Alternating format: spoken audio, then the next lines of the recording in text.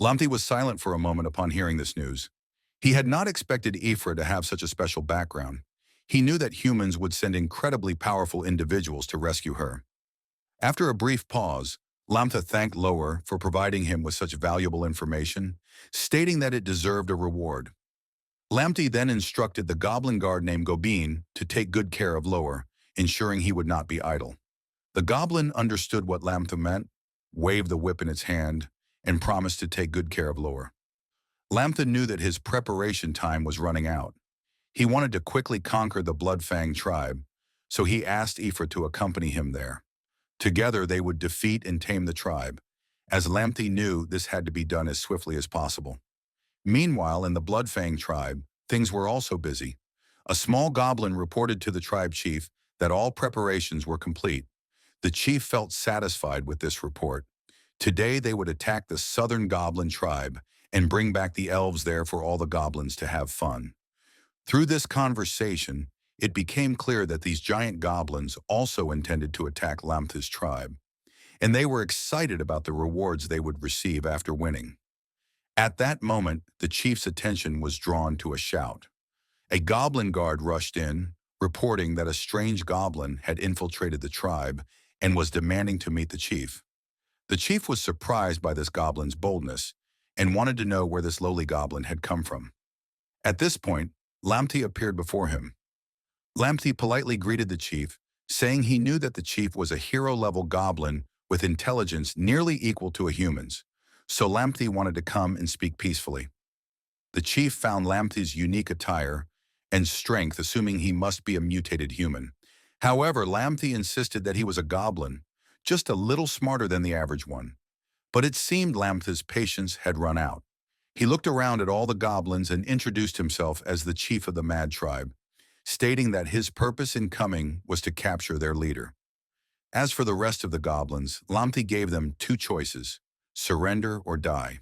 The threat from such a small goblin angered the Bloodfang chief, and he was a bit shocked to learn that this goblin was the leader of the tribe that had enslaved elves. 𝗬𝗆𝗆 commented that the chief had good genes and told him to surrender and join his tribe, but this offer was considered an insult, and the goblin chief thought 𝗬𝗆𝗆 was a fool for coming here and saying such things. The chief grabbed 𝗬𝗆𝗆's head with his large hand, telling him to be quiet. He was pleased that 𝗬𝗆𝗆 had come here himself. After killing 𝗬𝗆𝗆 and all the goblins in his tribe, the humans and elves there would belong to them. The promise of such a victory reward once again incited the other goblins to cheer, urging the chief to quickly kill 𝗬𝗆𝗆. 𝗬𝗆𝗆 thought they were all too foolish, and that he had wasted enough time there. If he didn't want to capture the chief alive, he wouldn't have wasted so much time. Just as he finished speaking, 𝗬𝗆𝗆 acted. He drew his knife and swiftly cut off one of the chief's arms. The sudden attack caught him off guard, leaving him unable to dodge. The chief's hand fell to the ground, much to the shock of the goblins. The chief lay on the ground screaming in pain, ordering his soldiers to kill 𝗬𝗆𝗆 quickly. The goblins around immediately rushed toward 𝗬𝗆𝗆, determined to kill him in revenge. Confidently, 𝗬𝗆𝗆 raised his hand, commanding the hidden goblins to reveal themselves. Instantly, goblins from the Bloodfang tribe were killed by sharp iron spears. The sudden appearance of these goblins caught them by surprise, prompting them to ask where these attackers came from.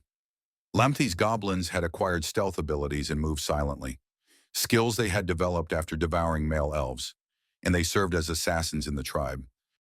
𝗬𝗆𝗆's goblins asked him about destroying the tribe, and 𝗬𝗆𝗆 agreed. He ordered all the hidden goblins to emerge and kill them all swiftly. Many goblin warriors appeared with the element of surprise and sharp weapons. They quickly slaughtered the goblins of the Bloodfang tribe. The Bloodfang tribe's chief realized he had been tricked. 𝗬𝗆𝗆 had come here pretending to negotiate to catch them off guard. All attention had been focused on him, but the chief had considered escaping. With his strength, escape would be easy, and no one could stop him. But before fleeing, he wanted to do one thing: kill 𝗬𝗆𝗆𝗆, an ugly and cunning goblin. The chief charged at 𝗬𝗆𝗆𝗆 with a punch that used all his might. 𝗬𝗆𝗆𝗆 just stood there, smiling mockingly. This was the moment for 𝗬𝗆𝗆𝗆 to use 𝗧𝗴𝗏. The moment her name was called, 𝗧𝗴𝗏 used her powers. A cage made of light quickly materialized, trapping the chief inside. The chief struggled and smashed against it but could not escape. He realized it was a light magic spell, and a goblin shouldn't be able to use light magic. After saying this, a look of surprise and confusion crossed his face as he saw a human appear, fawning at 𝗬𝗀's feet like a dog. 𝗬𝗀 petted 𝗖icire's head, praising her as a good dog. He remarked that she had become stronger after joining the dark side and promised to reward her when they returned.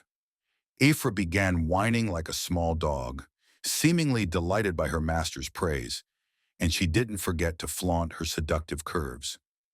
Moments later, the Bloodfang tribe chief was bound and lying on the ground. He still refused to surrender, continuously cursing 𝗬𝗀. 𝗬𝗀 didn't care. He was satisfied with the current outcome and told the chief he should just be silent and accept reality.